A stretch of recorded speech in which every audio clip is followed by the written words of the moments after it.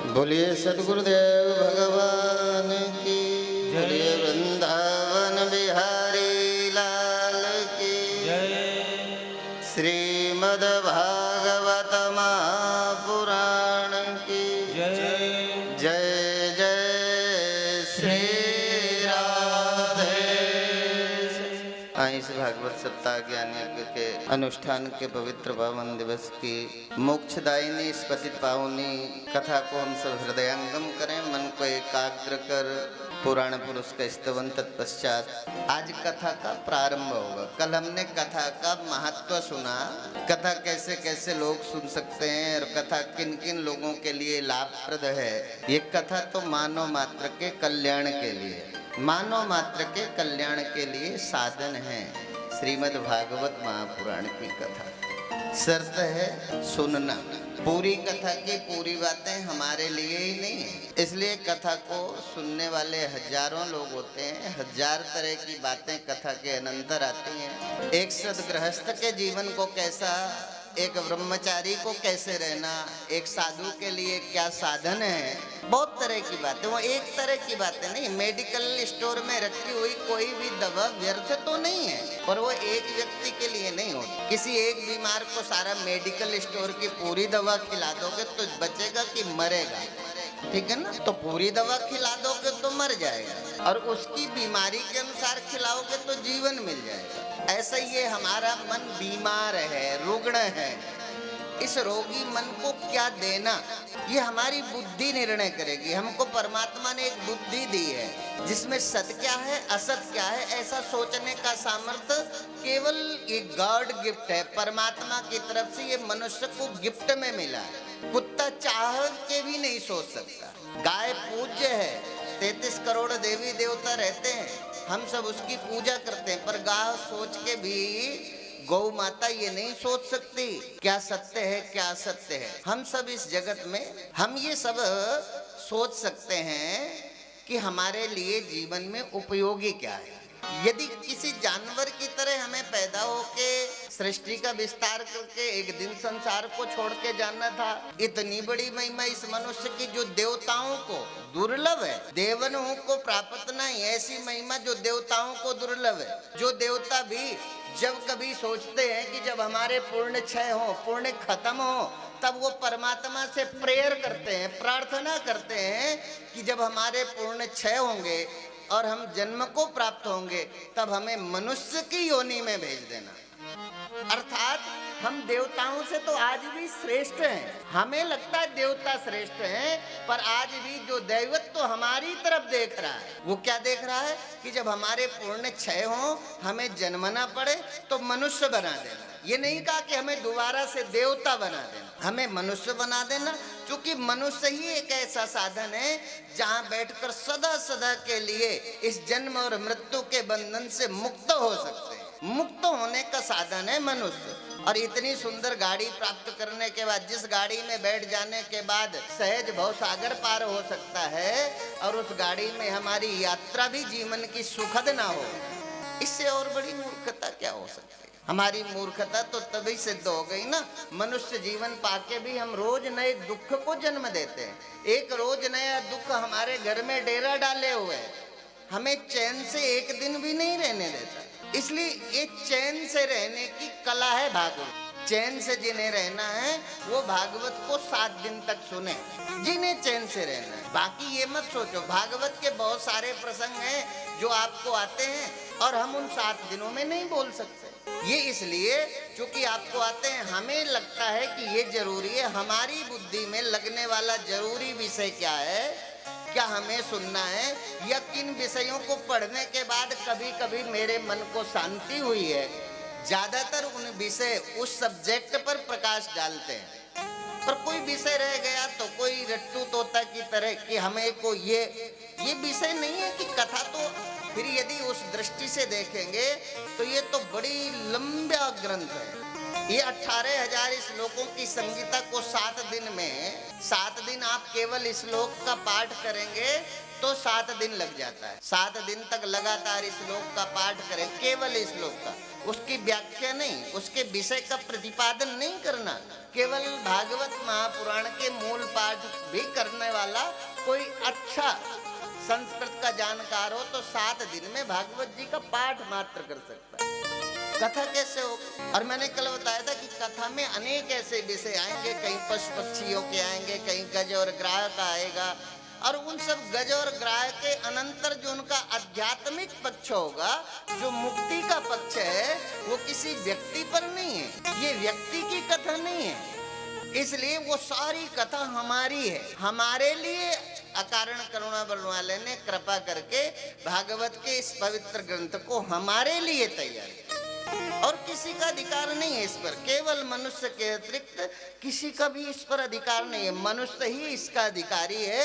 और हम भाग्यशाली हैं कि हमारे परमपिता परमात्मा अकारण करुणा बलवाले ने हम पर कृपा की और हमें एक ऐसा पावन ग्रंथ दिया जिसको पढ़ लेने के बाद फिर जीवन में दुख नहीं होता। कष्ट होना अलग बात है, आपको पता है ना कष्ट किसे होता है। अरे कथा में प्रवेश करें उसके पहले हम प्रभु नाम संकीर्तन के द्वारा पहले अपने मन को पवित्र कर दें। गाते हैं ना, तूने आंगन नहीं बुहारा कैसे आएंगे भगवान। पहले मन पवित्र हो, फिर भगवत कथा इस मन में समाहित तो होगी, क्योंकि कथा में बढ़ेंगे तो घुसते चले जाएंगे। तो इसलिए कथा में प्रवेश करें उसके पहले और अपने मन को पवित्र करते हुए आज की पावन कथा में हम सब प्रवेश करें। गोपाल संवरिया मेरो, नंदलाल संवरिया मेरो, गोपाल संवरिया मेरो, नंदलाल संवरिया मेरो, गोपाल संवरिया मेरो, नंदलाल संवरिया मेरो, गोपाल संवरिया मेरो, नंदलाल संवरिया मेरो, गोपाल संवरिया नंदलाल संवरिया, गोपाल संवरिया नंदलाल संवरिया, गोपाल संवरिया नंदलाल संवरिया, गोपाल संवरिया नंदलाल संवरिया, गोपाल संवरिया मेरो, नंदलाल संवरिया मेरो, गोपाल संवरिया मेरो, नंदलाल संवरिया मेरो।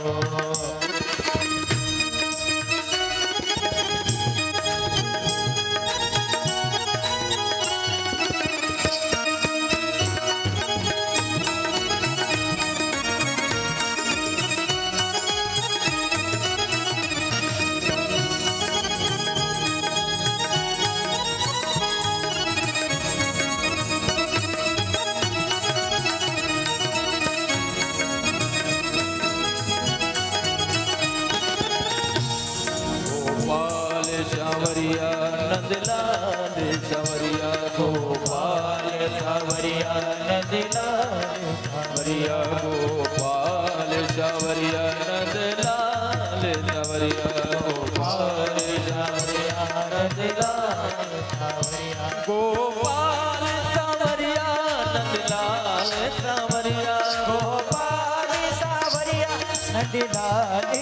संवरिया, गोपाल संवरिया नंदलाल संवरिया, गोपाल संवरिया नंदलाल संवरिया, गोपाल संवरिया मेरो, नंदलाल संवरिया मेरो, गोपाल संवरिया नंदलाल संवरिया, गोपाल संवरिया मेरो, नंदलाल संवरिया मेरो, गोपाल संवरिया मेरो, नंदलाल संवरिया, गोपाल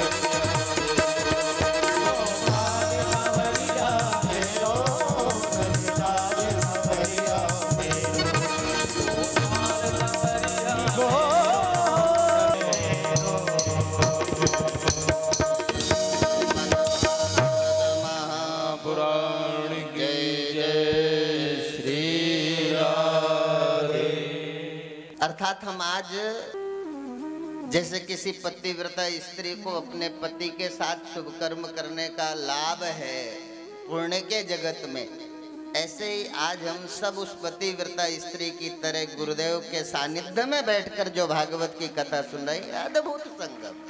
कथाएं तो बहुत सुनने को मिलेंगी, जिनकी कृपा और करुणा के प्रभाव से हमारे जैसा कोई अकिंचन बुद्धि वाला व्यक्ति भी कथा करने की सामर्थ्य जुटाता है, तो निश्चित रूप से पीछे से मेरे गुरुदेव अपनी बुद्धि का प्रकाश करते हैं। संभव नहीं है इस परमहंस संगीता को बोल पाना, ऐसे यूं संभव नहीं है। ये इतना श्रेष्ठ ग्रंथ जिसको कहा गया भागवत के ही मंत्र में, वेद व्यास जी महाराज कहते हैं ये ऐसा ग्रंथ नहीं बोले एतस्मात् परम किंचित मना शुद्ध्यै न विद्यते।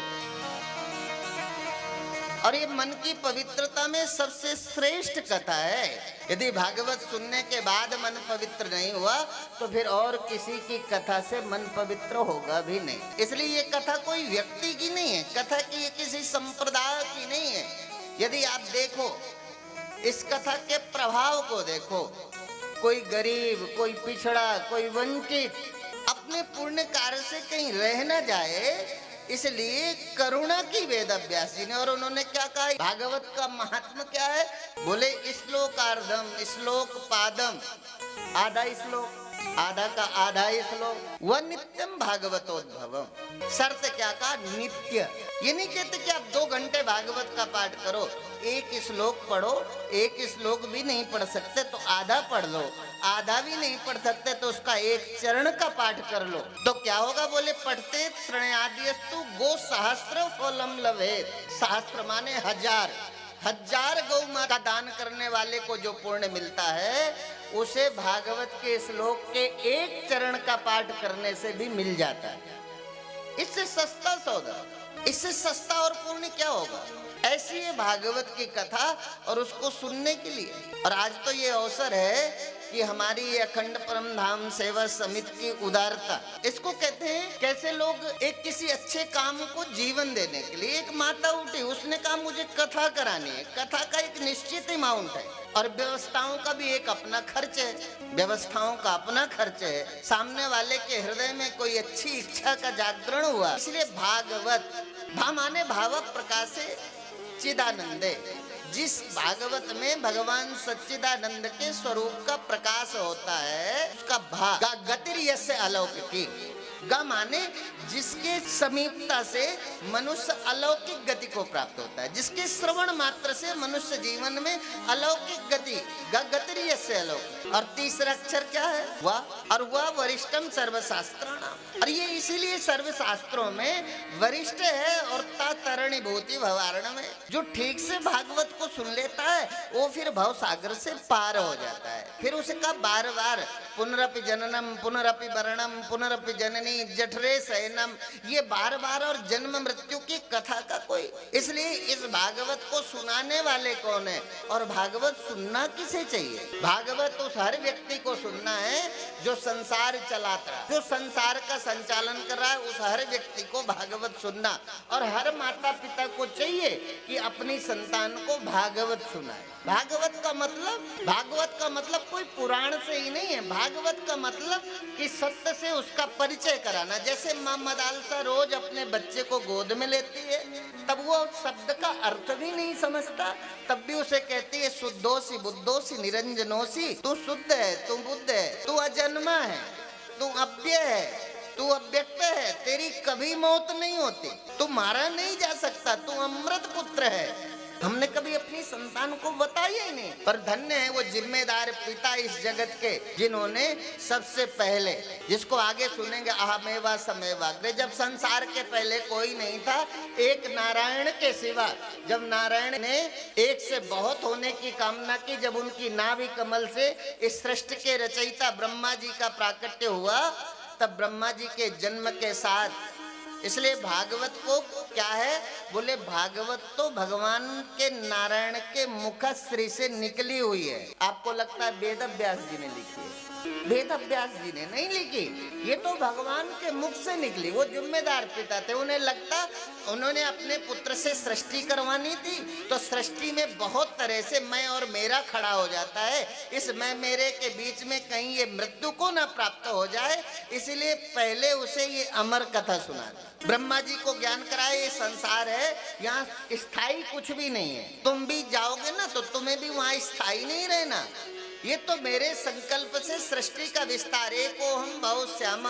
अभी मेरी खेलने की इच्छा हुई है, मैं क्रीड़ा करना चाहता हूँ, तो ये क्रीड़ा स्थल है। ये संसार एक क्रीड़ा स्थल ही है। यहाँ हम सब लोग अपने अपने ढंग के खेल खेलने के लिए आए हैं। गेम पूरा होगा हमारी वापसी, तो हमें जहां जाना है। इसलिए ये भागवत जो किसी ने सुनाई वो सबसे पहले नारायण के मुख श्री से निकली और ब्रह्मा जी ने सुनी। क्योंकि ब्रह्मा जी नारायण के कृपा से अभिभूत जीवन है, तो उनका विवेक जागृत है, तो उन्होंने अपने पुत्र नारद को सुनाई। नारद ने वेद व्यास जी को सुनाई और वेद व्यास जी ने अपने पुत्र सुखदेव को सुनाई। और फिर सुखदेव जी ने जो कमाल किया वो अद्भुत था, इसलिए उनका वर्णन करते हैं। लक्ष्यलिंगो निज लाभ तुष्ट व्रतश्च बालैर अवधूत वेशा।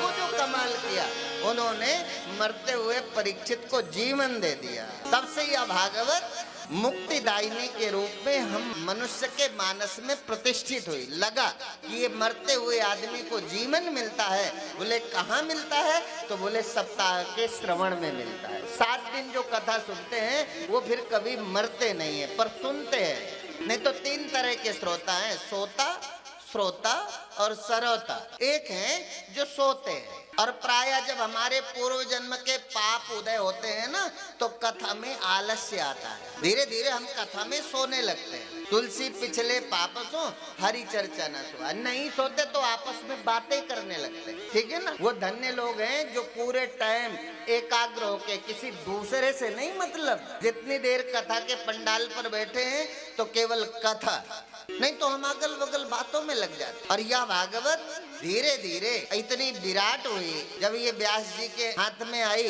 और देवर्षि नारद ने मार्गदर्शन करते हुए वेद व्यास जी को आदेश किया, यही भागवत है। और भागवत पहले कितनी 4 श्लोक, अब 4 श्लोक हम सुनाएंगे आगे। उसमें देखना न कहीं राम है, न कहीं कृष्ण है, न कहीं अवतारवाद की चर्चा है, कोई चर्चा ही नहीं। भागवत तो विशुद्ध आत्मा प्रोक्ष का साधन है। पर धीरे धीरे चूंकि आत्मा प्रोक्ष सीधे हमें अच्छा नहीं लगता, समझ नहीं आता। हम कहें आप कभी नहीं मरते हो, आपको समझ नहीं आएगा। आपको तो लगता है हमने रोज अनेक मरते देखे हैं, और ये महात्मा जी कह रहे हैं कोई नहीं मरता। वासांसि जीर्णानि यथा विहाय नमानि गृह्णाति नरोपराणि तथा शरीराणि विहाय जीर्णान नन्यानि संयाति न मानते।